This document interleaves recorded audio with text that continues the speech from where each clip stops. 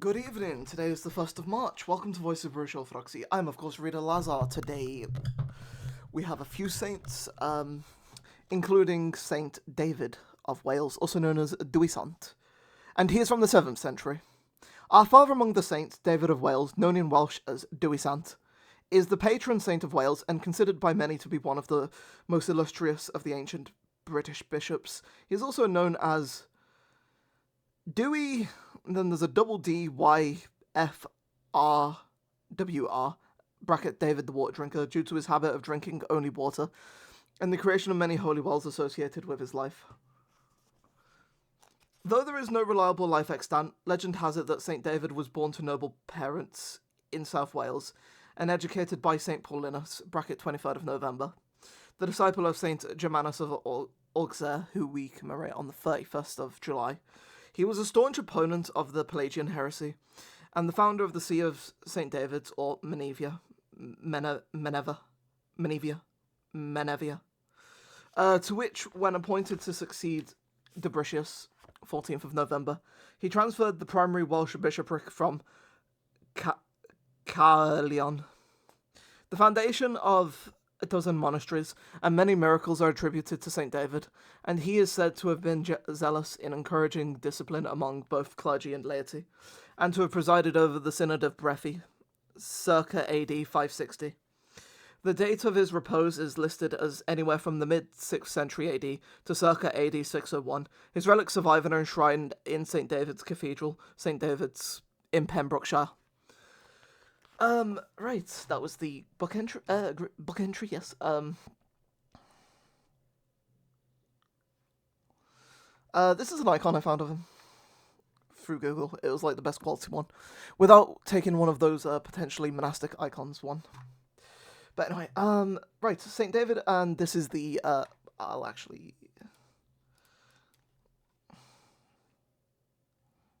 will scroll that down for you all, so that you can read the next part. St. David of Wales, patron saint of Wales, bracket 5th or 6th century AD. David was a Welsh Christian prelate who served as Bishop of Minwa. I don't know how to pronounce Welsh names, but it's M-Y-N-Y-W during the 6th century. In brackets, after the word David, it did say Welsh, Dewisant, and Latin, Davidus. His mother, Saint Non, or Nonna, was, can I say this? Was R-worded, shall we say? I don't know if that, gives you a clue. By the king of Kontakion, while travelling through Dyfed. This event is said to have led to the conception of St. David. David was born on a stormy night at or near Capel Non's chapel, within a short walk of the present-day city of St. David's. The ruins of the medieval chapel are visible near the site, and a nearby well is still a site of pilgrimage. He was baptized by the Irish monk, St. Alvis, and educated at the monastery of Hen, F-Y-N-Y-W.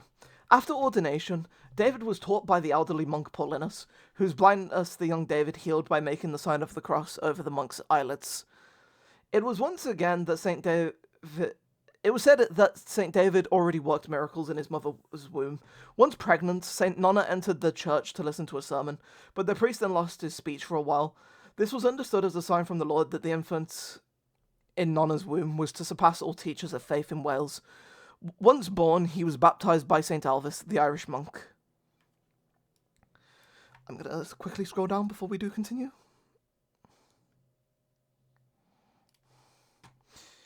From the childhood, the future St. David excelled in piety and love for the church. He became a monk and a priest when still very young.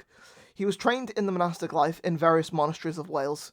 The fact is that a relatively developed church and monastic life already existed in Wales by the time of St. David, but it was St. David whom the Lord chose as the greatest saint of this nation. Builder of over 10 monasteries and founder of one main spiritual centre, an archdiocese. So the Holy Hierarch filled the Welsh land with the spirit of holiness and asceticism. St. David, together with his companions, brackets St. Tailio and Aidan of Ferns, were among them. Founded his best-known monastery in Menavia. I'm just going to say that because that's the Latinized version of it. Now called St. David's after him, St. David became its abbot. The brethren in Menavia followed a very strict rule. The monks and disciples of St. David read the lives of the desert fathers of Egypt and tried to follow them in their ascetic practice and everyday monastic life as much as they could. The Menavia monastery, where manual labour and education were always encouraged and flourished, became a true seedbed of saints.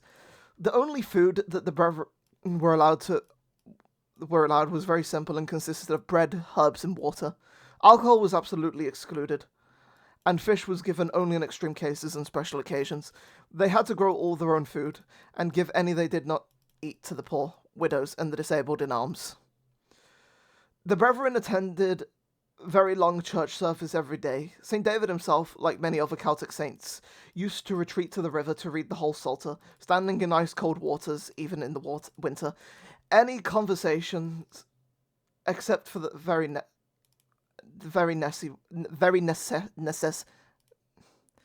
necessary ones, were forbidden.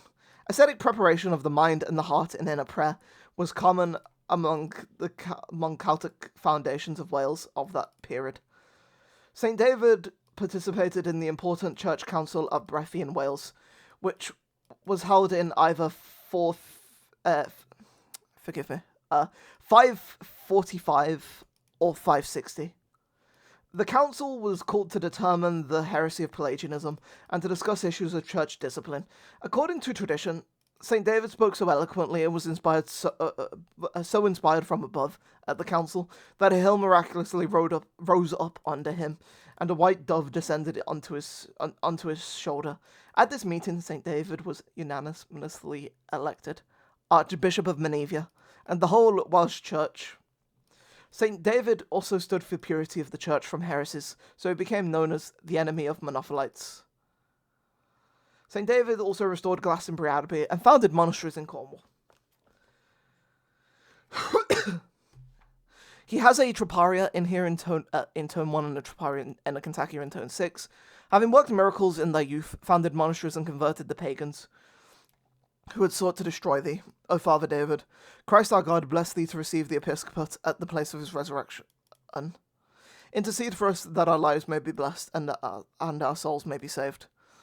The living waters of godly discipline encompass and this is the Kontakion in tone 6, also known as the plagal second tone, or mode, depending on what you prefer.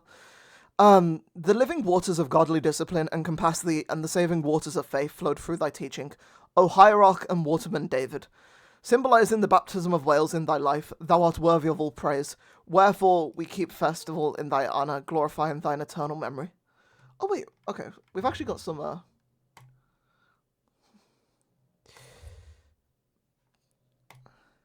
Oh, we've also got this icon of him, which is nice. Right, the Shrine of St. David and St. Justinian. I didn't know these things were interesting. Anyway, our next saint is Saint Marnoch, also known as Maranus, Marnon, or Marnoch, and he's from the 7th century. A native of Ireland, Saint Marnoch spent time at Iona with Saint Columba, bracket 9th June, and later served as a bishop. Though the name of the see is lost to time, he reposed in Annandale in Scotland circa AD 625, and was much venerated on the Scottish border. Kilmarnock in Scotland is named for him. Saint Marnoch, bracket Marnanus, Marnon, or Marnoch, bracket C.625 AD. Born in Ireland, he was with St. Columba at Iona and later became a bishop. He reposed in Annandale and was much venerated on the Scottish border. He gave his name to Kilmarnock in Scotland. I can confirm that the next entry is Saint Monan, who is from the 9th century. Saint Monan began as a disciple of Saint Adrian, who we will commemorate in a few days on the 4th of March, at St. Andrews in Scotland, and was later a missionary along the Firth of Forth. Along with 6,000 other Christians, he was slain by the Danes, AD 874. His relics were held in great veneration at Inani, present-day St. Monans. in Fife, the place of his martyrdom, and were famous for miracles. So that is it for the 3 entries in the book. I do believe we have... Yeah, we have an extra saint... Okay, so this is a unique entry. Right, so the actual next entry is for Saint Swiftbert, who is the apostle of the Frisians, monastic founder in the Netherlands, 713 AD, a monk from Northumbrian England who went to Friesland in the Netherlands with Saint Willibrord in 690. He preached the gospel here with success. In 693, he was consecrated bishop at Rippon and returned to preach along the right bank of the Rhine in Germany. So, and then there's also Saint Albinus of Angers, who's a bishop, and he's also known as Orban. He's from the 6th century. So, again, we don't read... Wait. Okay, so he's Irish of British descent, but, I mean, that doesn't really make him a thingy saint. Wait, does he count? I actually might have to look over this entry. I'm actually not certain. I think this can be one of those entries where it's like, I won't include it because, whilst I do agree this is going to be controversial, that Brittany is British, I don't think we can include even actually, I don't know. He's in that weird grey area alongside other saints like Saint Elizabeth the New Martyr, where it's like, technically they are English, or in this case English/Irish, but I don't know if they actually count for the overall, thingy. Anyway,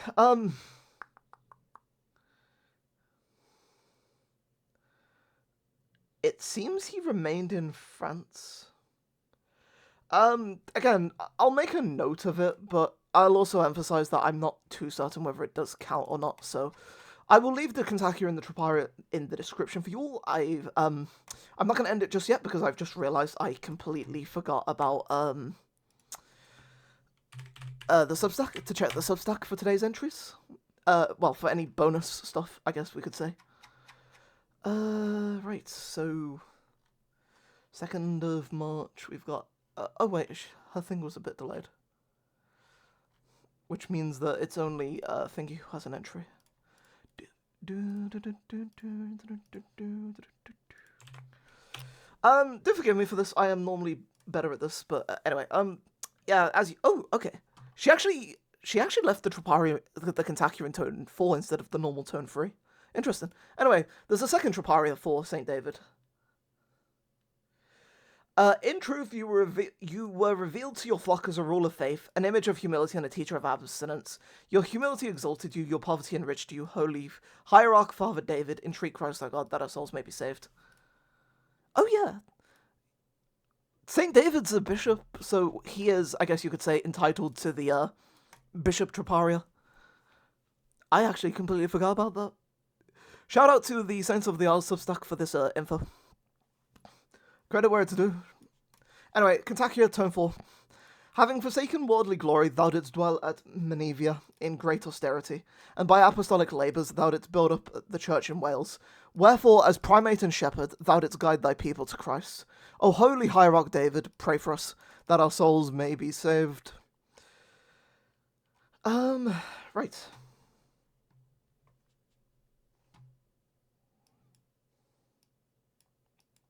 Okay, may those saints intercede for us before the righteous judge. I've been Reader Lazar, God bless you all, and Amen.